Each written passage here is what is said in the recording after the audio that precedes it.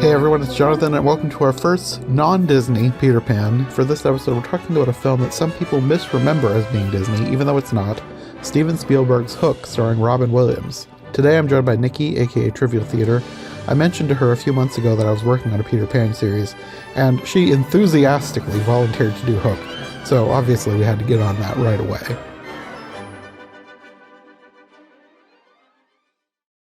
So, Hook. Yeah, I forgot how good this was. I did too, and I know by and large there's a lot of people that generally don't think much of this one, and it's kind of been a thing that's grown in popularity over time. But even by modern standards, Rotten Tomatoes still has it sitting at a 29. What? Yeah. Why? Oh, because Oh my word. I can't because believe it would be Robin that low. Oh, I know, right? It's because, how dare they, make Peter Pan grow up to be a lawyer. And oh well, he kissed his 90-year-old the reasoning and I didn't look through all the reviews. There are the worst one I saw, or the most prevalent thing I saw, was that it was too sappy Okay. and that it wouldn't be what J.M. Barrie would have. He would be turning in his grave. And I guess maybe it was a lot of the reviews were from like the late 90s and 2007, 2011. I don't know. I guess Is this like seeing a what's Phantom Menace situation where everyone hated it when it came out, but now the kids who grew up with it love it? I don't remember. Well, see, because I remember watching it as a kid too, and I remember loving it. So did And I I. remember, right. And I'm sure for some, because I remember hearing the same thing about movies like Goonies. When you're a kid, it's like you have that lens of, oh, rebellious kids, yay. But then you get to be an adult and it's like, what did I see in this? Maybe? I don't know. I mean, I'm an adult now, and there were moments that I was kind of annoyed with certain characters, but I was like, that's kind of the point. They're not behaving well on purpose. They Right, have the Lost character growth Boys. towards the end. Oh, yeah, absolutely. I suppose it's like anything, you have those expectations of, oh, this movie did this and this and this when you were a kid, but then you see it as an adult and maybe you see it for other stuff. I can't. I was trying to look at this as with as adult lens as possible, but I still loved it. Like there's so many great moments and so many great lines, and so Mm-hmm. many things that I appreciate so much more now than I did when I was a kid. For different Yeah. things, I guess. It's multifaceted. Yeah. I mean, I noticed a lot more stuff now as an adult than I did when I was a kid. Oh But God, the lines, like so much yeah, fun the caption on, and I was sitting there, like, it's just, and I suppose if you really wanted to look at it, if you really wanted to analyze it, it is very much a movie of the early 90s, from I was having that same thought. oh God, it's such a movie of that period. You get like the bad boy, and you've got like the unattended, or I mean, whether you're talking the likes of Jingle Bells or Home Alone, or it's The very dad much who of that works time. too much. Yes. And the understanding but frustrated mother and the sweet little sister, and not in Home Alone, but still in that realm. Uh-huh. I mean, there's tons of, I guess, cliched tropes, but I don't feel like they're used in any way that makes them feel annoyingly cliche. Right. And it's not anything that's unique for that time. I do wonder, having watched this, and it's a question that comes up every now and again, but it feels, and I remember loving it as a kid, but it feels too adult for kids, but not adult enough for adults. I thought that too in places. Yeah. I mean, that's sort of a thing. I feel like we might have had this conversation about something else. But like in the I'm 80s and sure we 90s, there have. was a whole bunch of movies that felt like, who is this for? Like, it's sort of aimed at kids, but also there's stuff that either kids aren't going to get or it might be inappropriate for kids. But also, if it's for adults, then there's stuff in here that's going to be annoying to adults and it's really not aimed at adults. Right. It's, I mean, it's kind of a weird area. it is. I kind of went into this, and it's not quite the same thing, but it's very much like Shrek. there's there are things for kids, but then there's deeper stuff for adults. So maybe it is that dual level. It could be. I haven't seen I'm not Shrek in sure. years, but I do remember when Shrek first came out, we weren't allowed to watch it, and I remember reading about it because I was probably like early teens when it Right. came out. It was like 2000. Did it come out in like late 90s, Like early? Because I turned definitely 13 in 2000s. 99. Okay, it was definitely 2000s, but or maybe it was no, it came out in early 2000s, I think. Well, I remember Hang on. like for a while we either weren't allowed to watch it or we heard that it was a bad movie for kids, like it had bad language or something. But then we eventually watched it. I don't remember how that all went down. I think it was, 2001 the original Shrek came out. yeah. So it was one of those things where I think our parents were becoming slightly more lenient Right. and we ended Fair. up watching it and loving it. Well, and it is. It's one of those that, it's made for kids, but there's all the little innuendo things that kind of make it appropriate for adults, but it too kind of has that darkness to it. Hmm. Yeah. But that's kind of what made it good. Because as you grew, you could still enjoy it on different levels. Uh-huh. Not to say that every movie needs to do that, and a vast majority shouldn't unless you know how to do it. But I don't know. Yeah. I forgot that this was done by Steven Spielberg. Like it's a Steven Spielberg movie, but it doesn't necessarily feel like a Steven Spielberg movie. I remember that it was Steven Spielberg, and part of that probably is because I remember that John Williams did the music, and he Mm, and John Williams are like they just go hand in hand. they do very much, especially in that era, and you can just hear him working on this one. Yeah. No, I wasn't thinking about it, but then when it first started playing and I first heard the music, I was like, oh yeah, John Williams. Like instantly recognizable as John Williams music. Agreed, very much so. And also, in any time that it had lyrics in any of the music, I noticed in the end credits Leslie Bracus, which is a name that I only became familiar with last year when I did the movie. Is it just called Scrooge? The musical of A Christmas Carol. Mark and I did that. And then we also did the animated remake that came out last year as well. I mean, I Oh, guess okay. 2 years ago now because we're at the beginning of 2024. So it was 2022. Right. And Cool. yeah, I think he's passed on now, but they used his lyrics again when they did the remake of that animated film. Nice. He was a big songwriter for years, and I'd never really heard his name, but I was very familiar with a lot of the stuff that he had done. Actually, I think he was behind the songs in Willy Wonka. Let me fact check that to make sure. Like the Johnny Depp one? No. Oh, the original. Yeah. Wow. Yeah, those are not an easy thing to write if you're doing Wonka or Willy Wonka. Yeah. Willy Wonka and the Chocolate Factory. He did the music and Wow. lyrics for that. Scrooge, the old Doctor Dolittle movie. Oh my gosh. So kind of classics. Yeah. Yeah. Oh, that's really cool. He That's also awesome. he also was behind the Can You Read My Mind sequence from Superman.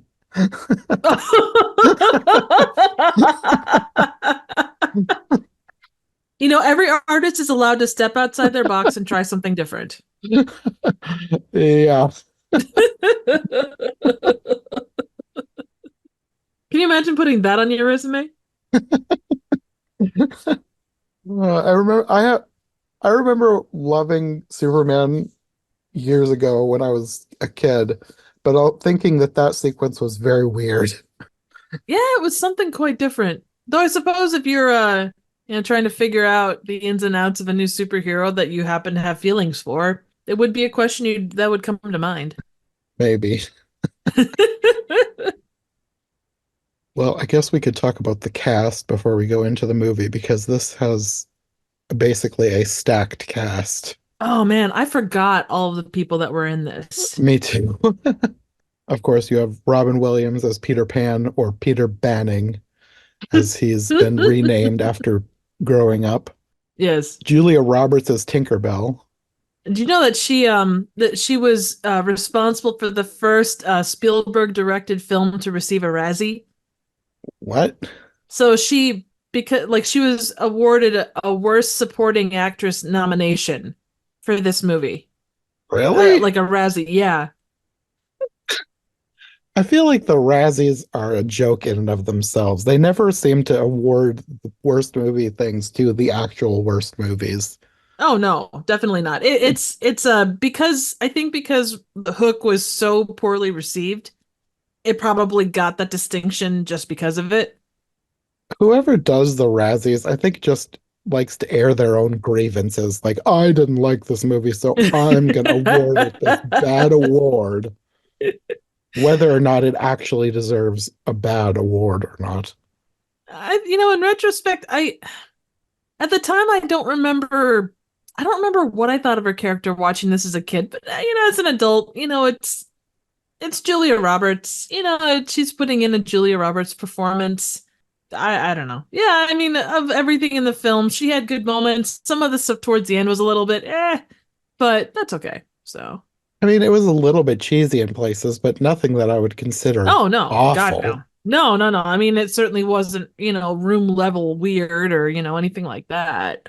Yeah, it was just kind of weird, but it's basically a kids movie, so Yeah, I mean her performance in this is no the only one that comes to mind is Halle Berry as Catwoman. Like it's a cheesy performance, but it's meant to be kind of cheesy and it's endearing. She does a great job. She plays the role well.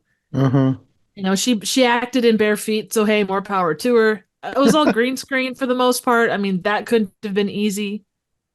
I thought she did fine. So, Yeah, there was nothing wrong with it by any stretch. and of course you have Dustin Hoffman as Captain Hook. He was so much fun. You could tell he was having fun. Oh yeah. He loved being evil. And I know we'll talk about it, but the whole he's trying to off himself. He's like, "Tell, Yes. don't stop me, don't stop me, Shmi, stop me! Why aren't you stopping me?" Whatever he was sadist. And then when he finally does stop him, don't ever scare me like that again.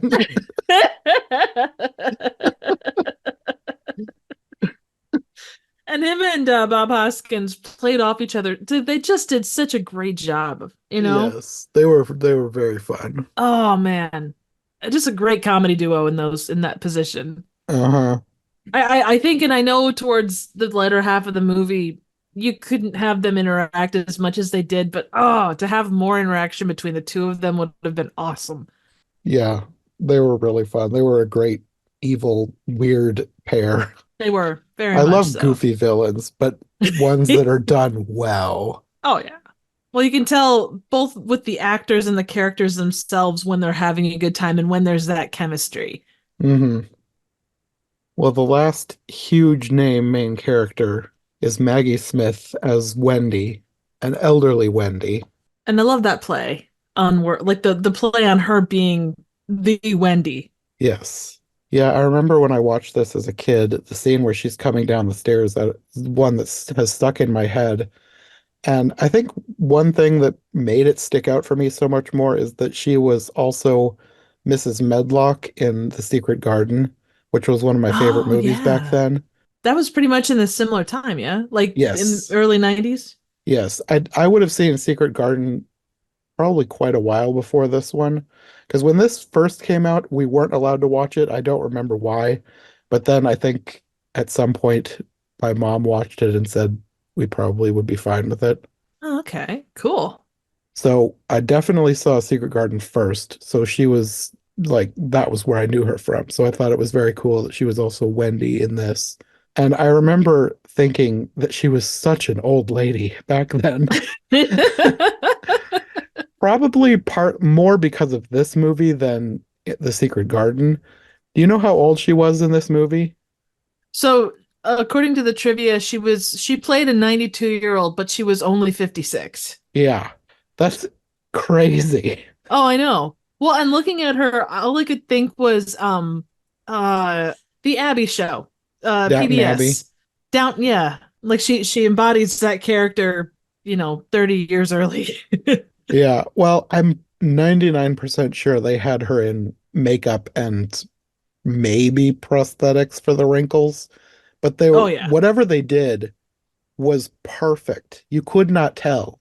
She looked real, like a Oh real yeah. elderly woman. And given it was Spielberg, I would hope just given the size of the production, the prosthetics need to be on point for things like that. Not to say Yeah. that bad prosthetics don't happen in big movies because they do, but because it's such an important role, you would hope and an important actress, you would hope that they would take the time and do it properly, which they obviously did. Oh yeah, all the makeup was done so well. Another huge name that nobody remembers is in the movie. At least people who were kids did not know. Glenn Close was in this movie in Really? makeup. Oh, you didn't know this? No. Who did she play? The pirate that goes in the boo box. Oh, no way. Yes. Oh my God. That's That's how good the amazing. makeup is. Oh my God. That's incredible. I would have never guessed that. I did not know that when I was a kid. It wasn't until years later when I had the internet and could read about stuff like that. And then I was like, "Oh wow, Cruella was in this movie as a pirate." I can't believe you didn't know that. You're like the queen of trivia. Oh, yeah, but there's a lot of obvious stuff I sometimes miss too. No, that's awesome. And yeah, I can't even say that at one point I heard it. I've never heard that. But Hook Really? isn't a movie that like you never hear people and maybe it's just the circles I run in, but I never hear people talk about this movie. I guess I don't really either. It's probably one of those things like I haven't heard that for years, but I remember probably when we first got internet, I would go online and read about different things that I liked, which Hmm. included movies, and that's probably where I first saw it. But I feel like I've heard it from other places later on, but not recently because, like you said, not a lot of people talk about Hook anymore, I guess. Right. Well, and I think it's one of those things where, when the major anniversaries hit, or, I mean, Robin Williams died 10 years ago, so it would have been spoken of then, but, Mm, it's not the first thing you think of with anyone that's in this movie. It's a fun movie, but it's not like the top of mind for much, really, hmm which is sad because it is like, unless you're thinking like, Roofy, oh, you really don't necessarily, it doesn't come to mind. hmm There's a lot of little details in here that I'm sure I wrote down a bunch of stuff, but I'm sure there's more that Mm. I didn't notice or haven't heard. They really pack so many things in here. And Glenn Close was not the only celebrity cameo or secret cameo. The scene when Tinkerbell has him wrapped up in the blanket and is dragging him to Neverland through the sky. Hmm. If you watch, she's like trailing pixie dust as she flies, and in the background there's this couple kissing on the bridge that start flying. Oh, that's cool. That's George Lucas and Carrie Fisher. Oh yeah, I heard about that one. They're not close enough that you could tell, but that's one of the things that is one of the trivia about the movie. Like he had George Lucas and Carrie Fisher as the kissing couple on the bridge. Aw, cool. And then the detective, like the lead detective that they're talking to after the kids disappear, is played by Phil Collins. Oh, that's awesome. Oh my gosh. Again, would not have guessed. But offhandedly, like, I know what Phil Collins looks like, but I don't know that I would have picked him out in a lineup Uh, for something like this. and then besides Glenn Close, you also have, uh, I'm not familiar with all of these people, but there's former boxer Tony Burton, Oh. and then musicians David Crosby and Jimmy Buffett also as pirates Oh. in that same scene. I could see Jimmy Buffett being in there. That's awesome. Hmm All you need is a little bit of Margaritaville, which, I mean, let's be honest, Neverland was kind of Margaritaville-esque. Also, did you know Dustin Hoffman was also the voice over the intercom on the plane? No, I didn't know that. And I mean, not that you'd notice, but it's passing detail. I saw it in the trivia, so.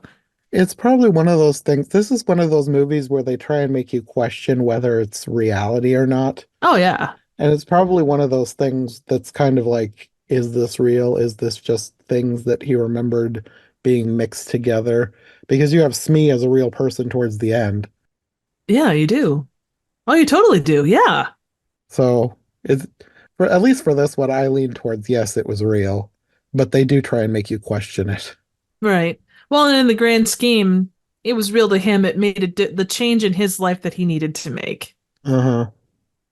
Yeah, for all of the Lost Boys, most of them are people that I don't recognize, except for Rufio, who's played by Dante Basco. He was so good. I just he's Yeah. got that mischievous smile that just he Hmm. struck a balance that I love. And Yeah. the fact that his whole getup was very Mad Max. Love that. He did have the best costume. Oh man. I don't know the one and I guess I don't remember like the Lost Boys ever like I know that they had names and they were, referred to them, as like their first or last, but some of the Lost Boy names were oh my God. Like don't ask, Thud Butt, Too Small, Latch Boy, Pockets. I don't know. There's just Yeah, I don't know. I feel like Toodles was a name in the book, but the rest of them I feel like they made up for this movie. Oh, I'm sure so. Well, and they Especially Thud Butt. Like I don't think that was an original Lost Boy name. oh man, and the get-ups too. Well, and thinking back, there was only a couple of Lost Boys. There weren't. I mean, like especially during the battle scene, there was like endless Lost Boys. It's like how many are there? Are they like they're piling out like out of a clown car? They don't stop. Yeah, I don't know how many Lost Boys there were supposed to be. You had like a handful that were like the main ones he interacted with, but it implied that in a couple of scenes that there was like, I don't want to say hundreds, but there were a lot more than you saw. Oh, absolutely. One other notable actor that I did not recognize other than this movie, like actually, when I still watched this movie this time, I kept feeling like I recognized people, and then I would go to their page and it would be like hardly any credits, and I'm like, I guess I just must have been remembering them from this movie. They've just been in the back of my mind. Like the kids, I felt like, oh, I know these kids. I'm so familiar with them. They have to have been in something else, and they really weren't. So I think it's just this movie has these people stuck in my head. But the guy who played Toodles, Arthur Mallet, the Mhm. elderly lost boy, he has acting credits going back to the 50s. He played Mr. Dawes Jr. in Mary Poppins, Oh, and he was the voice of Mr. Ages in The Secret of Nim. oh, that's cool. He I had was gonna say so that. many credits, but those are the two that stuck out to me the most. Yeah, no, absolutely. I was looking at the kid that played Jack, Charles Corsmo, because he looked so familiar to me and I couldn't figure out from where. Well, he played Kid in Dick Tracy, Okay, I've never which seen that. oh, it's a great movie. If you ever get the chance, highly suggest it. And then he was kind of the main nerd in Can't Hardly Wait, which is one of my favorite like high school party movies. Hmm. So those were two movies again that kind of were big to me when I was like growing up and such. But yeah, like the girl that played Maggie, she did a little acting as a kid, but basically after that didn't really do anything. Uh-huh. As far as acting goes, at least. Yeah. I feel like when I looked at her page, it had this and like a producing credit from a couple of years ago. Yeah.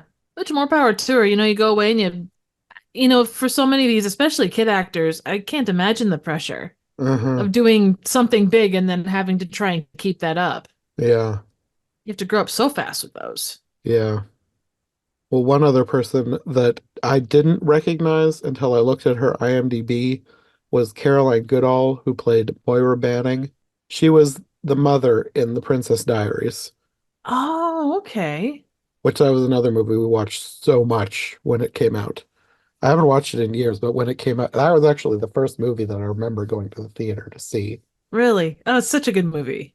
Yeah, we didn't go to the theater when we were kids, and I think I was 14 when Princess Diaries came out, and we had a family friend that convinced our parents to take us to that one because we kept seeing the commercials and thought it looked hilarious. It's fun. It's such a fun movie. Yeah. I will say also there was one surprise. Like if you didn't know that Glenn Close was in this, that would be the biggest surprise. But for me, since I knew that she was in this, the biggest surprise for me looking at the cast was that Gwyneth Paltrow played young Wendy. Oh yeah. And this That was was only her crazy. third acting credit. Wow. And it's a small role, but I mean it's kind of the linchpin of the connections for Peter. Uh-huh. Yeah, I had no idea that was her. I wouldn't have known her back then. I've only gotten to know her recently, really through the Avengers movies, playing Pepper Oh yeah. Potts. No, absolutely. One other kind of neat thing, and it's not so much an actor thing, but I appreciated the fact that they did it. The little play that begins everything. Peter Pan is played by a girl, and being that that's kind of the traditional way that you see Peter Pan played. I don't think I even noticed, but you're right. That is the tradition. Hmm. I And didn't they kind of realize it did was a that with little this. girl. Yeah, I think it was. She looked like a girl. Then it turns out it's a boy and he's very offended. Well, who am I? I'm a random person on the internet. I don't know my head from my butt in most cases. Well, at this point, they're probably an adult and they'd probably find it funny. I hope so. If you're out there, please forgive my silly butt. Well, according to IMDb, the actor has only had one credit, which was this movie, and their name is Jewel. So Oh, I'm going to assume, oh, it says actress down below. So oh, yes. all right, sweet. Yay. But yeah, I appreciate like this movie is full of those little touches. Hmm. Yeah, that was a nice little touch because like that's how Peter Pan, I guess, became so famous was because of this play that I don't know why, but it was one of the things that everybody wanted to put on Peter Pan. And Oh yeah, yeah. it always was a tradition to have Peter played by a woman. Probably because they usually have adults in child's roles. True. Well, if you go back, I mean, English theater has always been kind of its own thing. You always had like with Shakespeare, you had men playing women, or Hmm. petite men playing women, and then you had petite women playing men or teenage boys or whatever. And you've got Glenn Close playing a bearded pirate. Which, makes sense in the you know what? I want to see more Glenn Close as a bearded pirate. Me too. I They like need to it. give this character a spin-off. Hashtag, yeah, exactly. I don't, she strikes me as the type of person who would love that. Oh yeah. But yeah, like you said, it opens with this play. It's his daughter, Peter's daughter, Maggie, is playing Wendy. And I don't know why, but I had not remembered the phone. It seems so ancient now. Oh, It probably was cutting edge technology at the time, but now this time when this phone rang in the middle of the play and he pulled it, I was like, oh whoa, whoa, that's old. Yeah, anyways, he gets a phone call. It's his office telling him he's got this meeting tomorrow, but his son also has a baseball game, and his son is upset that he's maybe going to miss it, but he promises he's going to be there, and then he doesn't. the classic dad promise in a 90s movie. Yeah, exactly. I made some sort of a note exactly saying that. It's like this is a thing in the 90s, apparently. So after this, they're on their way to London to visit his wife's grandmother, who is the Wendy from the story. I guess they have her like she started the hospital, the Great Ormond Street Hospital, the one that's the benefactor for the stories by J.M. Barrie. Right. I think they had her like start the hospital back in the day. See, and I'm not sure. I think she just like she was one that picked up, well, I guess maybe. She was somehow influential and she was being honored Right. at Well, a big dinner. right. They were naming a wing of that hospital in her honor. Okay. That's where that came in because she raised a lot of orphan kids. So I don't know if that was foster or what, but she helped a lot of quote lost boys and girls find homes. Hmm. But yeah, they're on their way to London for this event, and you have a scene where his daughter Maggie is showing him a picture that his son Jack drew of them in a plane crash with him having no parachute. And this like fully unnerves him because apparently Peter Pan is now afraid of flying. And or heights. Yes, both. So then he tries to talk to Jack, which ends up in a fight, basically.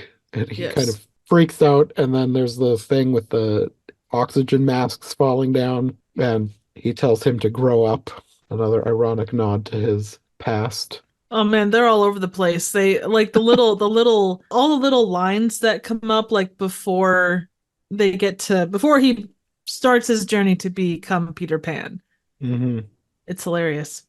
So then they get to London, and Maggie asks her mother if Granny Wendy is the real Wendy from her play. And Peter tells her no. So he's apparently completely forgotten about his own past.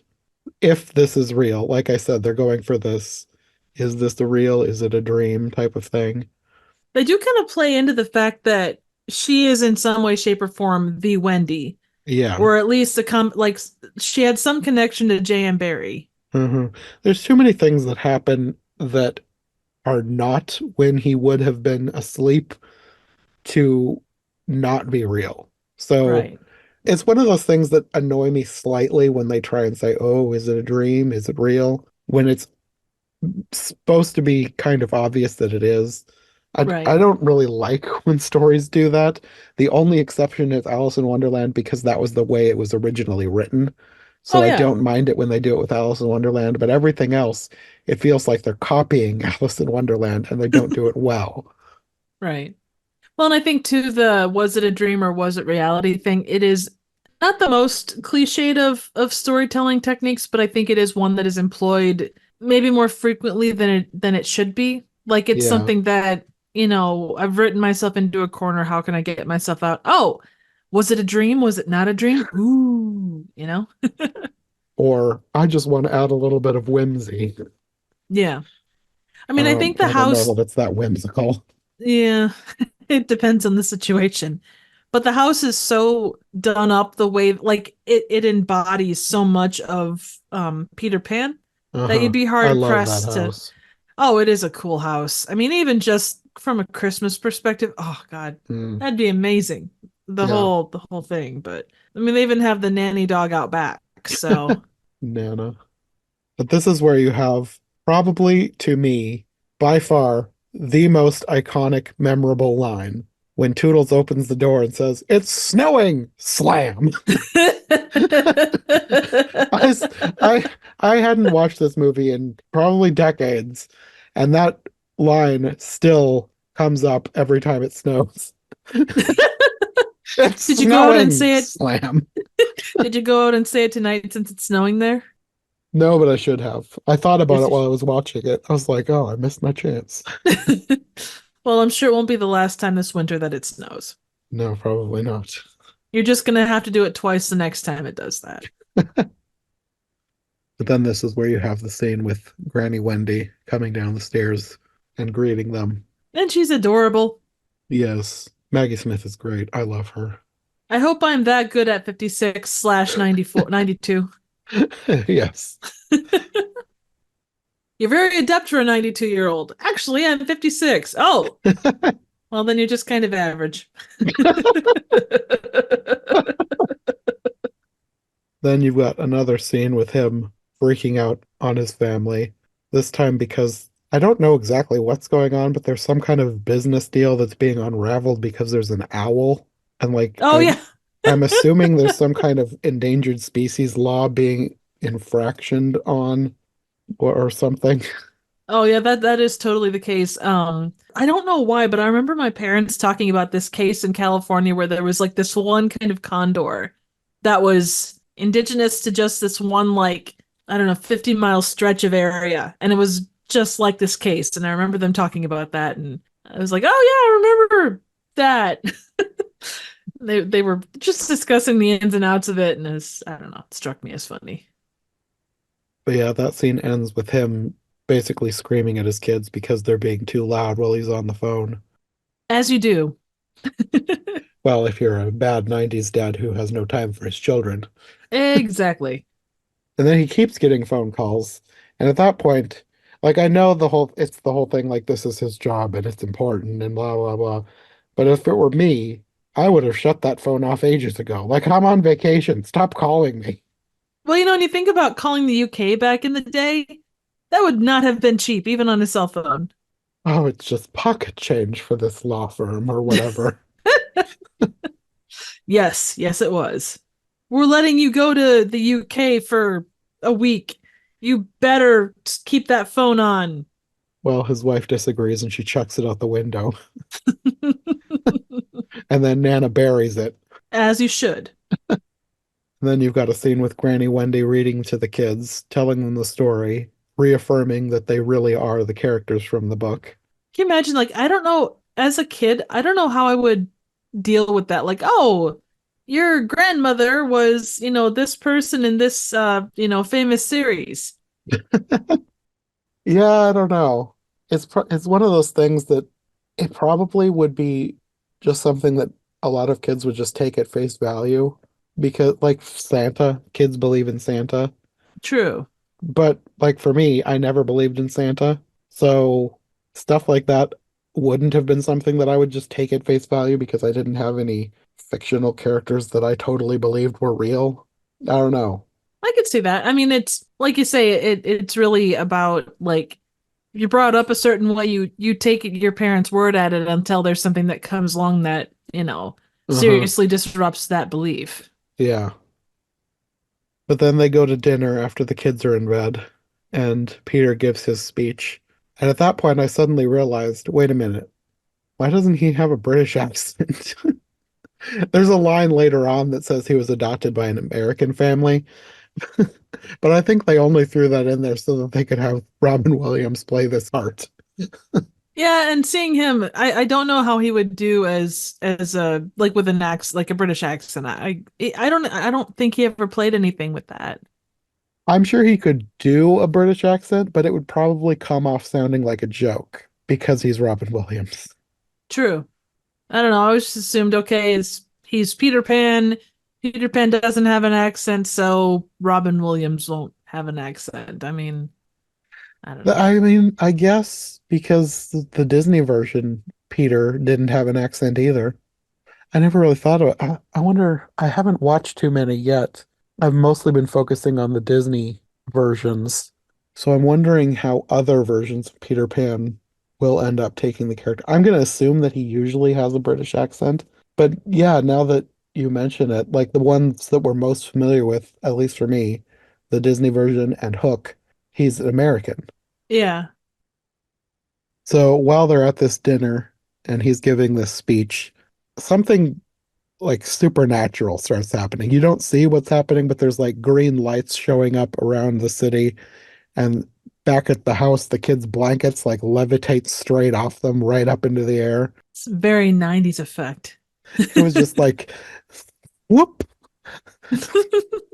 That's a very it makes me think of like Poltergeist, like it's very 90s, like, scary kid thing. It looked like they probably had something rigged up so that the corners were tied to something on the ceiling that reeled up the blankets really quickly. Oh yeah. No, absolutely. But yeah, they get home and find the house is basically trashed.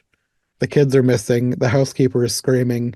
And the her line about the children were screaming, that's another one that was kind of like etched in my brain from childhood. And they find a ransom note from Captain Hook. But when the police show up, they basically do nothing because they think it's a prank because of the literary history of the family, which seemed dumb. Yeah. Like, I feel like a good policeman would do something instead of like, oh, it's a prank. Your family's famous for this book. Somebody's pretending to be Captain Hook. Like the kids are missing, guy. What? Oh, they're just hiding in the basement. I don't see what your issues are. But yeah, Toodles and Wendy both know what's going on, and Wendy is trying to make Peter Pan remember who he is, but he will not believe her. And you basically get the idea that he can't remember anything that happened before he came to her at age 13, and he thinks that she's gone senile. Oh, that's always fun. It's a classic. Like that's always the go-to. Well, you're 92 years old. Clearly you're senile. Yeah. And then later you get a scene of him in the nursery by himself, and Tinkerbell shows up. And you get another line that I distinctly remembered when he called her a firefly from hell. Well, and then you have it's a tropey scene, but it's still fun where he's trying to be like, "Oh, well, I've had too much to drink," or what I'm seeing is clearly something that I can't be seeing. He thinks he's having a nervous breakdown. Like it's finally happened. And then you get another scene that I distinctly remembered as a kid when she tells him that anytime somebody says they don't believe in fairies, one will fall down dead. And then he says he does not believe in fairies, and she pretends to die and fall down the stairs of the dollhouse. And she's like, clap, you gotta clap harder, clap harder, clap harder. I'm dying over here. I will say I liked the character. They changed her character a lot from the book and other versions because like Tinkerbell is not a nice character. This No. version is nice. Tinkerbell is like kind of nasty. Well, I suppose she had to mellow with age, you know? I guess at this point she's like I don't know. She's probably about as old as Wendy. Yeah, no, absolutely. If not older. I mean, because she was clearly around before all the rest, so. I feel like that's something else that they changed from the book because not that it's something that people usually include, but I think in the book there's something about fairies don't live very long, and it was like implied that she died not long after Wendy and the boys left Neverland. Oh, I need to reread the book. I haven't read it since I was a kid. I did buy a copy, but I need to reread it at some point. right. I don't think like my only exposure to Peter Pan has been the actual movies of Peter Pan. I don't think I've ever read the books. I remember borrowing it there's one book, like one official book. There have been other authorized and unauthorized sequels that people have written over the years, but J.M. Barrie wrote one book. Well, he sort of wrote more than one book, but they kind of got tied together and like let's see, I think one of them was like turned into Peter Pan. Oh. Like he wrote a short story, something like called Peter Pan in Kensington Gardens, and then I believe that short story got turned into the novel. Oh, I remember seeing something mentioned about that. So yeah, that would make a lot of sense. And then I think he wrote like a short follow-up, but I think it is included at the end of the novel in publications today. Oh, okay. Yeah, anyways, Tinkerbell. She Right. ends up knocking Peter Pan over and wrapping him in a blanket to physically carry him away to Neverland. She's strong, I'll tell you. Like I think she could have taken on Hook herself. Well, she kind of did in one point. Like she stopped his hook when he was like going to stab Peter. But when they go to Neverland, for some reason, she just takes him straight to the pirates' village, which seems like a bad idea because he's immediately attacked because they want his shoes. As you would. And then Tinkerbell, again, like you said, she's very strong. She beats up all the pirates herself and makes a disguise for Peter out of their clothes. Well, and the fact that, and I know you have to go with the story. It's about Peter. It's not about Tinkerbell, but like she kind of does all this cool stuff, and then she just kind of falls to the background for the rest of the movie. Yeah, But again, it's Peter's story. It's the mentor getting the person back on track and then letting them do their thing. yeah. She's not that she's in the exact same role as her character in the book, but she's more of a supporting character. Like the book is she's has more of a role in this movie than she does in the book. True. That's very true. After this, you get all of the scenes with the pirates, where you get Glenn Close and all the apparently celebrity cameos that are hiding around there. And then Peter eventually reveals himself to Smee and Hook, and they can't believe that this is Peter Pan. They've been preparing for some kind of an epic war with him, and they're very disappointed to see what he's become. And Hook tells him he needs to fly up to rescue his kids because they've been hoisted up into the sails, and he can't fly. He tries to climb up, but he fails, and he can't save them. So Hook decides he's going to make them walk the plank. But then Tinkerbell persuades him to release him, and she says she'll train him for battle for the next 3 days and give him the war that he wants. And he agrees. And the pirates are so excited they accidentally knock him overboard. And I guess Tinkerbell must just think he dies because she doesn't try to save him at all. He sinks to the bottom of the ocean, and the mermaids save him. And I guess they use this they put him in this thing and he's hoisted up into where the Lost Boys hideout is. And I assumed having not watched it in years, I thought that the Lost Boys were hauling him up, but they're not up there. So I guess the mermaids just must be pulling like a lever to get him up there because nobody's around when he gets there. and he ends up finding Tinkerbell sleeping. I'm like, how long was he under the water? It seemed Long like it was enough. less than a minute, but he gets there and she's asleep. And she's like, wait, you're alive? Well, she had to make it, or he had to make out with all the mermaids, make sure that he let them all know that he was back, and then he went. So Yeah. I did also love, and I guess I've only seen a couple of Captain Hook type things, but I really like the fact that despite like being immortal enemies and stuff, he was a lot more reasonable than I remember. Like he's like, you Hmm. know what, I can't fight this guy. He's an adult. It's not a fair fight, and they're like, hey, give me 3 days, I'll bring him back to fighting shape. Yeah. He's more reasonable now. He gets more unhinged towards the end. Oh yeah. Well, the threat of a giant crocodile will do that to you. And a teenager dressed like he's out of Mad Max. Also true. I mean, I know anytime I'm confronted by someone called Rufio, it just kind of makes me go off the edge. I thought you were gonna say, anytime I'm confronted by a teenager. Well, that too, but I hide it better though, so we're all good. But yeah, this is where you're introduced to the Lost Boys. They all come screaming in, and he ends up caught in a trap made of vines. And this is where you get the other most iconic line from the movie. The character whose name I guess is Thudbutt, which I did not realize when I was a kid. I did not know any of the kids' names other than Rufio when I was a kid. But the kid who's named Thudbutt comes forward and says, "Who's the shrub?" And that was another line that we quoted all the time as kids. But there's so many iconic lines through this whole scene Oh yeah. because the kids that they don't believe he's Peter Pan. Rufio skateboards in, he doesn't believe him. Then they have this whole chase, and you get lines like "Kill the lawyer." Oh my, a wall. You're dead, jolly man.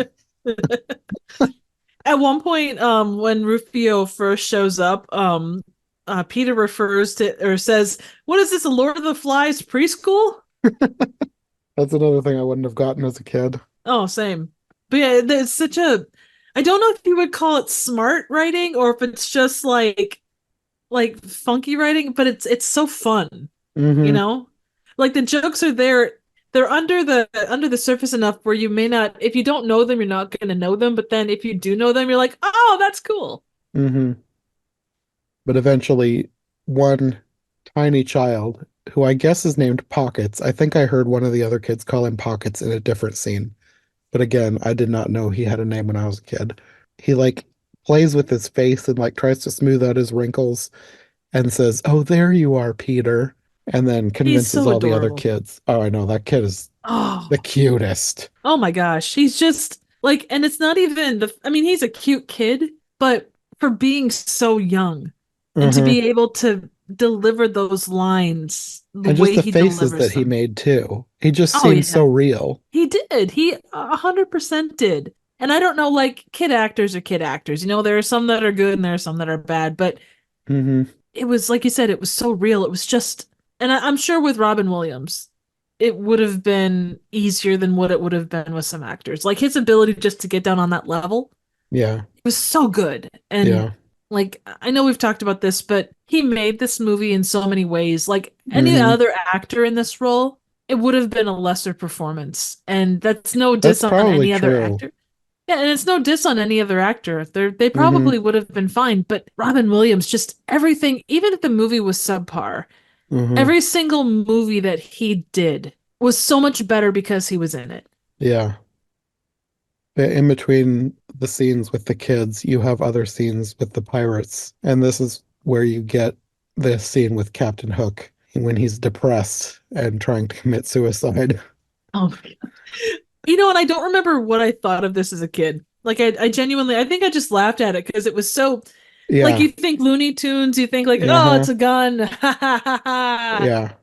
You know? And to as a kid, I don't think I gave that this scene a second thought. We just thought it was funny. Oh I yeah, think we same. probably quoted, "Don't try to stop me. Don't try to stop me. Try to stop me. Smee, try to stop me." Speak, speak. It's kind of like the like duck season, rabbit season kind of. Kinda. I mean, I think I said the same thing when I was doing the episode on the Disney Peter Pan. The pirates are basically Looney Tunes, less so in this movie, but they're ridiculous. They are. And this is one of those scenes where they're just ridiculous. Because, like, after this, you get the scene of Smee getting him ready for bed, and he says, I've just had an apostrophe. Oh man, and then abso-flogging-lutely, oh man. I kind of want to pull out I've had an apostrophe as a line in real life. It's a good line. Oh man. And then when it's a small moment where he sticks his fingers in his I ears knew and you then were he going to mention it. I was so disgusted when he did that. I don't think I realized what was happening when I was a kid, but then when he was like digging in his ears, I was like, what on earth? And then he started putting it in his mustache. I was so disgusted. Oh man, I love that moment. It's such an like it doesn't move anything forward, but it just No, is it's so just funny. Uh, them being weird together. Oh yeah, like even even where Smee is like getting his food together and he like takes a bite out of basically everything. He's like, "You're not hungry, sir." Well, like the one when as soon as he did, I was like, oh, I definitely remember this. The spit take, like the way he spit. I don't know what it was. I'm assuming it was like a potato. He took a bite out of something very crunchy and then spit it. Just the way that happened. The scenes with the pirates are great. Oh, they are. They're so fun. Yeah, through this whole section, you get training montages with sword fighting, body paint, slingshots, trying to get him how to fly again. He can't remember how to fly. I had forgotten when they paint him all up and put him in the slingshot. He's got like the smiley face on his chest.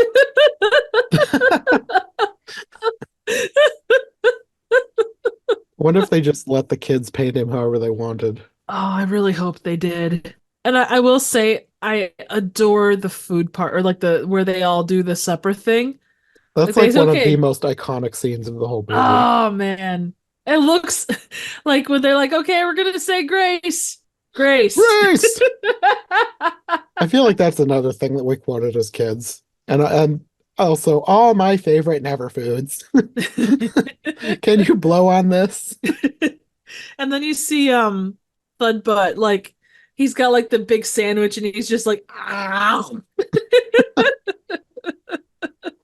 You And the assume cutting it's a back and forth. sandwich. You Yeah, can't well, see anything yet. that is true. Okay, a giant edible bowl of soup.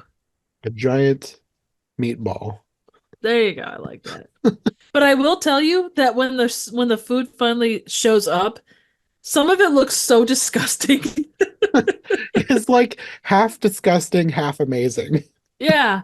And then there was the big thing of cheese. I don't know what it said on the side of it. It said It said something, thud but butt. did I it say noticed that Thud this Butt? time. Oh, okay, okay. Then maybe that's what he was eating was that giant thing of Oh, maybe. cheese. Maybe. Actually, you could be right. You should go back and look and see if there were teeth marks in it. Like the whole idea, like the art of imagination and how that played in was just it Uh-huh. was such an inspired scene. Yeah. And then the food fight where everything is just everyone's covered in just random colors. But you also have the name calling scene too, which I feel like I had a whole bunch of lines Oh. that my brothers mimicked. Well, you had punchy, sag-bottomed puke pot, and my personal favorite, boiled dripping beef fart sniffing bubble butt. The one that has stuck in my head the most, probably because I know at least one of my brothers said it all the time. You lewd, crude, rude bag of free chewed food, dude. Or you could go this simple yet elegant route and just call someone, oh, what was it, a chemistry? No, a math tutor. That the first one that caught Rufio off guard was when he called him a substitute chemistry teacher. It was the first one that seemed like it sort of wounded him for whatever reason.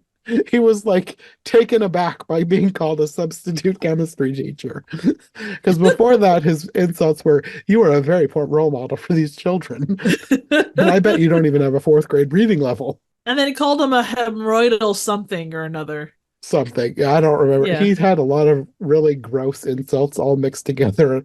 I don't remember a lot of them because they just all kind of ran together. The ones Yeah. that the ones that stuck in my head were the ones that my brothers latched onto, No, like that's the "you fair. lewd, crude, rude bag of free chewed food, dude." That one in itself, though, would take something to remember. Eh, for whatever reason, that one was one that at least my brother Joel, he said that one a bunch. I don't even know if he would even remember this, but that I remember him specifically saying that one a lot, and that's why it was in my head. And you will forgive me for this, but Rufy Joe. But I also loved after he's finally gotten the upper hand and won this name calling battle, Rufio's last attempt at an insult is, you man, you stupid, stupid man." The tables have turned. Mm. Yeah, then all the food appears and they're eating, and then they have the food fight, which ends with, I don't know if he was like actually trying to hurt him. Rufio throws a coconut at him, and then this is where he like regains his use of a sword and he slashes it in half. And like I said before, in between all the scenes with the kids, with the Lost Boys, you have scenes with the pirates and scenes with Peter Pan's kids with the pirates. And somewhere in here, you have the scene with him trying to bring the kids around to his side and turn them against Peter Pan. And I loved the dynamic between Maggie and Hook. Oh yeah. He's like trying to convince them that their parents hate them and they were happier before they were born.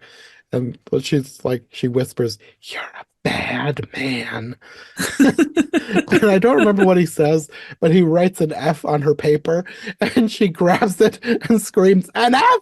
He gave me an F!" I could see that being your response too. Like, how dare you, sir? I know. I said good I love day. that. At that point, he basically lost all hope in getting through to Maggie, but he still keeps trying with Jack. And he's like trying to remind him that his father missed his game, but not his sister's. And this is another thing where they're like trying to make you question because, like, how would he know? How would he Right. know what happened there? Well, he's pretty aware of quite a few things. Hmm. And it's interesting how they start to forget. Like they talk about how Neverland makes you forget everything. Uh-huh. That was another thing, like we'll get to it at the end, but they kind of made it seem like Neverland was a dream, and that was the reason that people in Neverland forget the real world is because they're dreaming. And then when you wake up, you forget your dreams. That is possible too, because it does come into play on both sides, really. Yeah. The two lands can't exist side by side in someone's mind. Hmm. But then you have Hook trying to get through to Jack through other ways. You have the scene with him freaking out over hearing a clock, which turns out to be a pocket watch that Peter gave to Jack. So then he takes him to this building where he keeps all the clocks that he's broken to have him smash the pocket watch. And then you have him playing baseball with him, or like getting the pirates to play baseball with him while he watches from the stands. And I don't remember why, but like Peter and the Lost Boys are sneaking in at that point. Like they're gonna do something. But I loved that they had the kids being like the two kids in a trench coat routine to like That was pretend to be cute. adults. That was adorable. And like yeah. The two when the one pirate like tries to steal a base and then he gets shot. That I love that scene. He's stealing second. Bam. No, we're playing by Master Jack's rules. I feel like that was another line that was oft quoted by my brothers. He's stealing second. But yeah, at this point, Peter sees how Jack has been taken under Hook's wing, and he basically is looking at him as a father figure. And he now runs away, determined to learn to fly. And then he has like a vision of his younger self.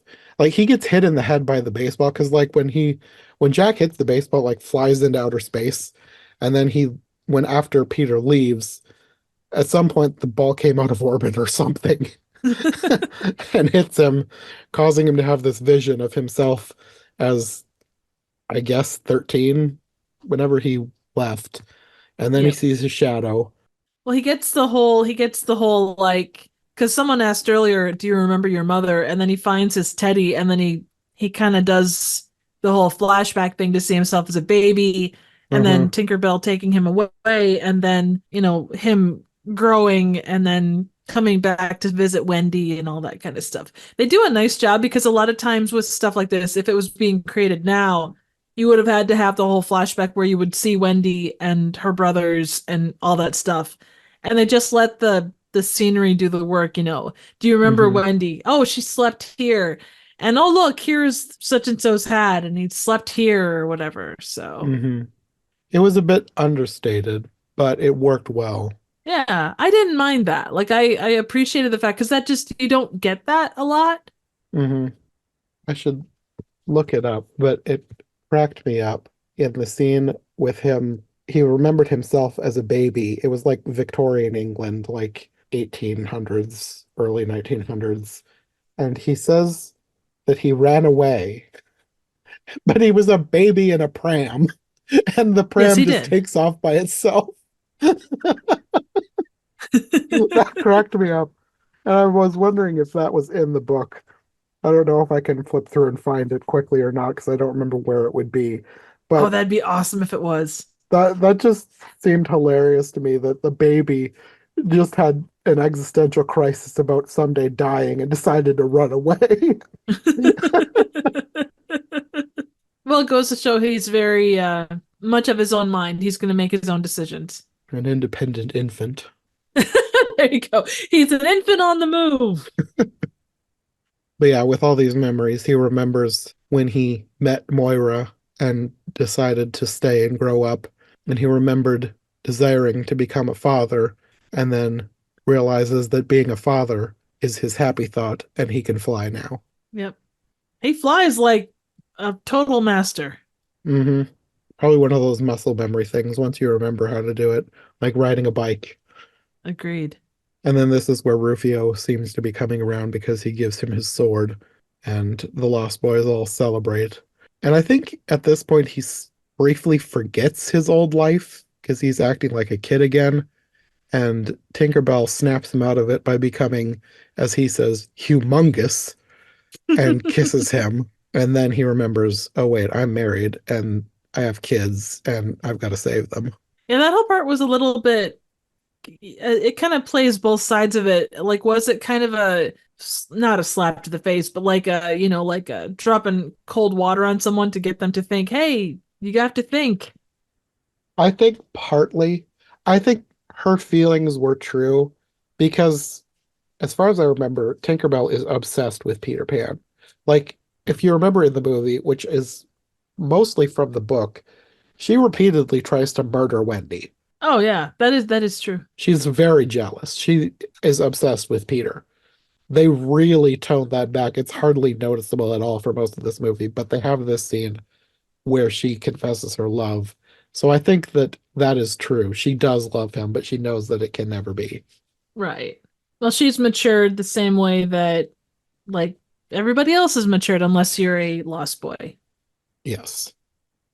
So then the next day, they all go to fight the pirates. And at this point, Jack seems to have forgotten about his dad. And he seems to like slowly be remembering him as he's watching this fight play out. And the fight that they have with the pirates is basically Looney Tunes, a whole bunch of wacky hijinks. You've got like a big chicken egg gun that has a live chicken in it that's laying eggs and being shot out. You've got like a marble gun that's shooting marbles for all the pirates to slip on. You've got slingshots that are shooting this rainbow colored glop. And you've got Thudbutt turning into a boulder and rolling down the stairs, knocking pirates over. And I don't remember thinking anything of that scene when I was a kid. But watching it now, I was like, this is almost like some kind of weird body horror. It kind of was, yeah. He's turned into this thing because it does not look like him once he turns into this rolling boulder. It kind of reminds me, there's the one DC superhero, I think it was bouncing something, but this guy can inflate himself and like bounce around, kind of like if you blew up Violet Beauregard, or no, not Violet Beauregard, but the one character in Yes. Willy Wonka. Maybe that Yeah, was no. that was Was Violet. it? You're turning Okay. violet, Violet. Yeah, but I can't anyway. That it's kind of like that though, so Kind of, except you couldn't see his hands and feet. Like yeah, he he's still had his little flexible. tiny hands and feet. He was like rolled up into a ball. That he was. But the Looney Tunes shenanigans only last so long because Peter is about to take on Hook, but he hears Maggie calling for him, so he flies off and Rufio takes the duel. And then you've got a little bit more Looney Tunes as he fights to get Maggie back and like drops a statue on a pirate or whatever. So he saves her and flies back to Hook just in time to witness him stabbing Rufio to death.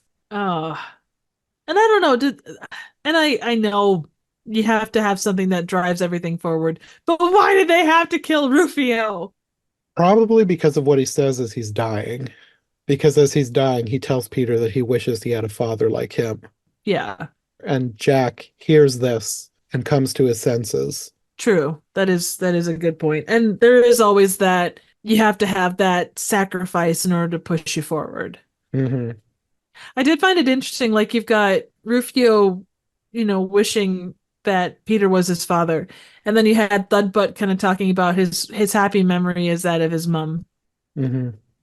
Yeah, parents come into play a lot, not just with Peter Pan, but you like you have the line of Maggie screaming at Hook, "You need a mother very, very badly." And that, like you said, that kind of plays into the greater message of that anyway. That's what Wendy was throughout, was kind of a mother figure to all of them. Yeah, yeah.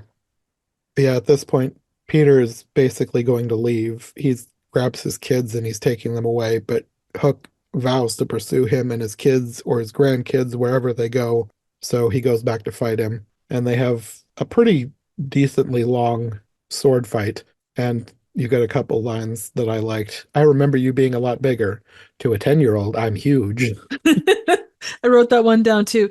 One other thing I do have to mention real quick, and it's going back just a tad, but when all of the Lost Boys are kind of gearing up for battle, and they do the mini blind armor. Oh yeah, that I forgot to write a note for that. I liked that. Oh, I love that The so kid much. I walking wanted. through the blinds and coming out as with the armor.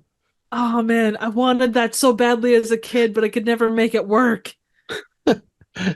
I don't think it's quite possible. It was another Looney Tunes physics moment. Ah, man, you're taking away all hope. That's it. My great ambition in life is to come up with a way to do armor that retracts up and down. I mean, I'm sure it's possible, just not probably for children. But if you put Fair. your mind to it, I bet you could come up with something. Ah, thanks for the vote of confidence. It's good to know I can trust you, man. But yeah, at this point, Hook almost wins. He's got him pinned down. And this is where they really try and drive in the point of, is this a dream? Because he says, you know, you're not really Peter Pan. You're having a dream, and when you wake up, you'll be Peter Banning, a cold, selfish man who drinks too much, is obsessed with success, and runs from his wife and children. That's the thing it always comes back to. There is that possibility of change because you lived that dream. Yeah, Like I even mean, deep down, I would think that there would probably be that need for some kind of change to happen. yeah, I mean, even if it is a dream, depending on how you want to look at it, like with A Christmas Carol, it's technically a dream, but it technically sort of happens and it technically changes him for the better. So Oh yeah, either way, I mean, even if you want to interpret this all as a dream, which I don't, it still happens enough in his mind that it has an effect on him that changes him for the better. definitely so. The change was within him, regardless of what the thing was. Uh-huh. But then all the kids and Tinkerbell tell him that they believe in him and he gains the upper hand. He wins the duel. and basically tells him that he deserves to die. But Maggie runs up and tells him that she just wants to go home and says he's just a mean old man without a mommy. Aw. So they're going to leave him, but then he tries attacking one last time. But this is where Tinkerbell jumps up and stops his hook from stabbing him. And they redirect his hook into the taxidermied crocodile that he'd had on display in the town square.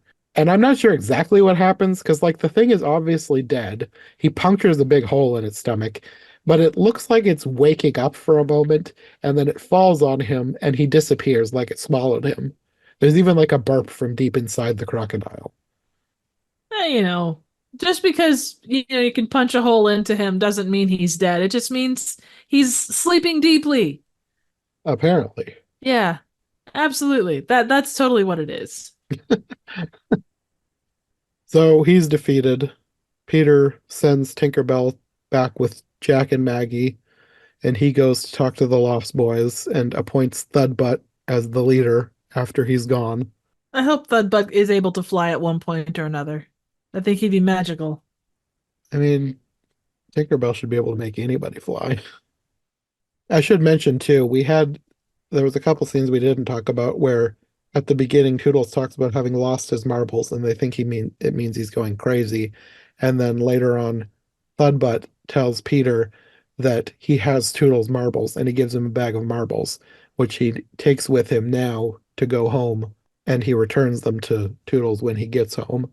And he's so excited when he gets them back. I would also mention this is really quite random, but like the first time they show the giant alligator clock, I loved that, and it's still one of those iconic things that sticks with me. I remember when I watched it as a kid, I was disappointed because I wanted it to be alive. I mean, technically it belched, so it was kind of alive. I guess so.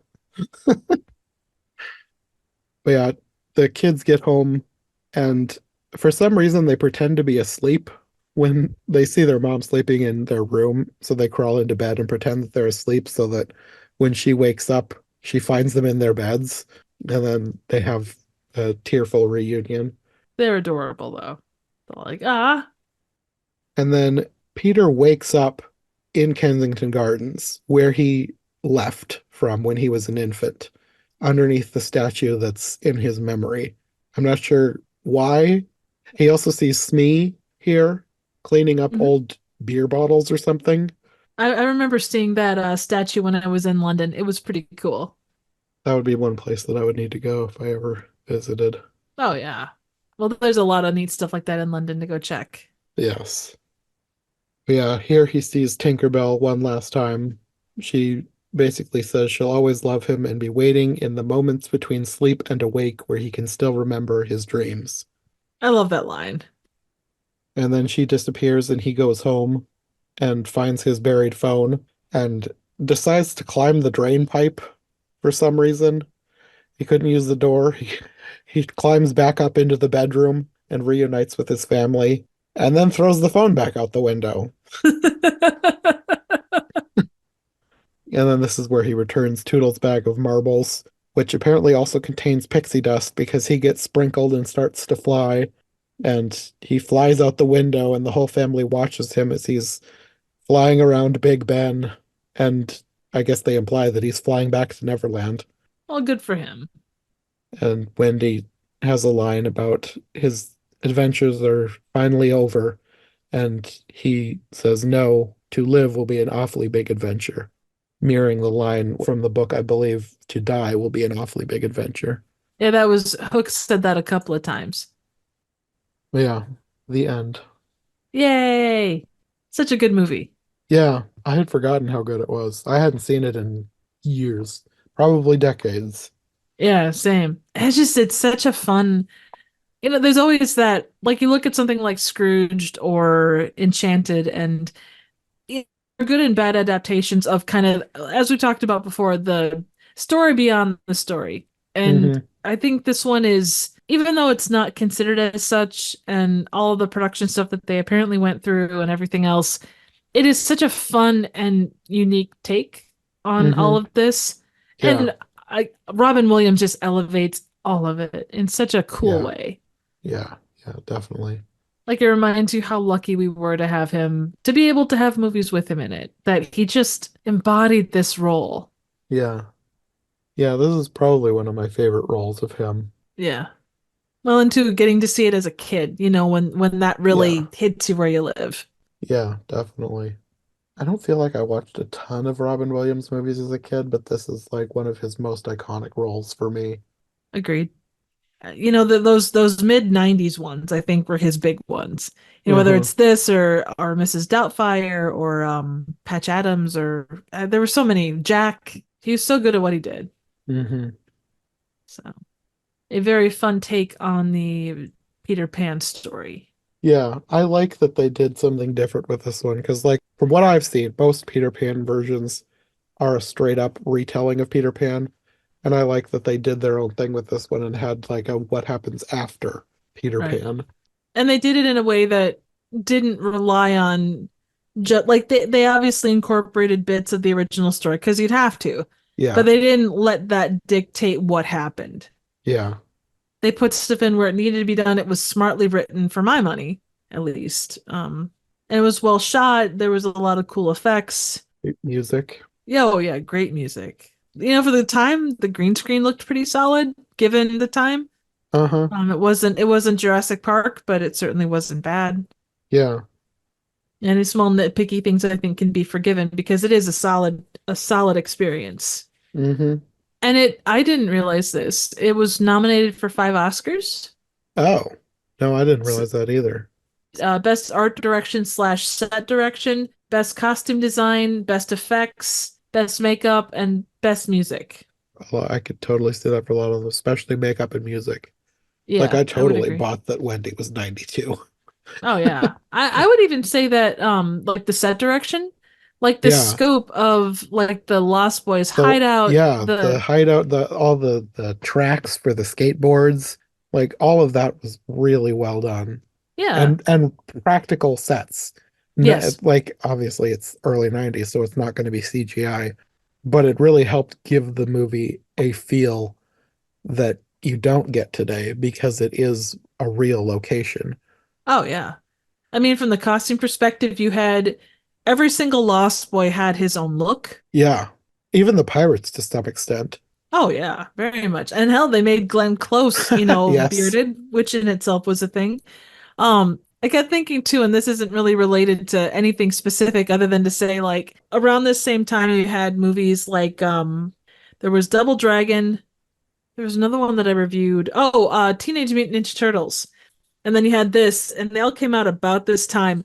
But you had like the kid hideout that involved like all of the cool stuff, like the skateboarding stuff, the basketball hoops, all that stuff.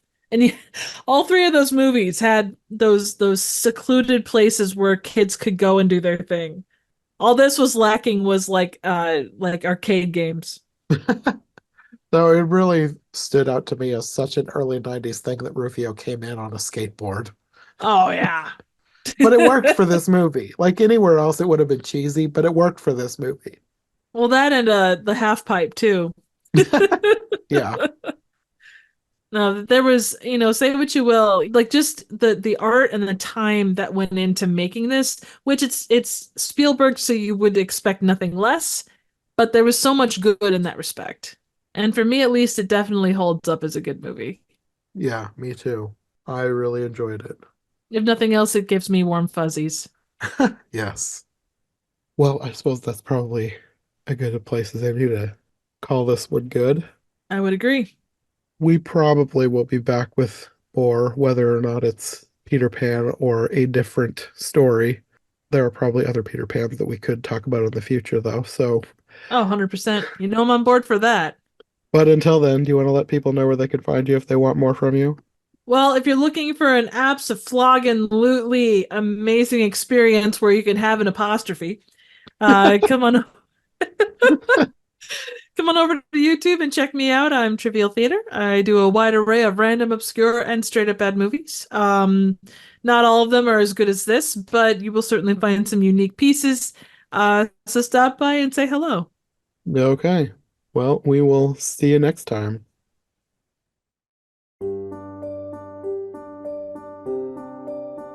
Thanks for listening to Every Version Ever. If you enjoyed this episode, make sure to subscribe and follow my co-hosts as well. My Linktree and all of our links will be in the description below. If you want more of my content, all my podcasts are available on YouTube as well as most podcast platforms. If you enjoyed this show, check out one of the other podcasts or check out my Patreon for bonus and extended episodes you won't find anywhere else. We'll be back soon with another brand new episode, so thanks for listening and we'll see you next time.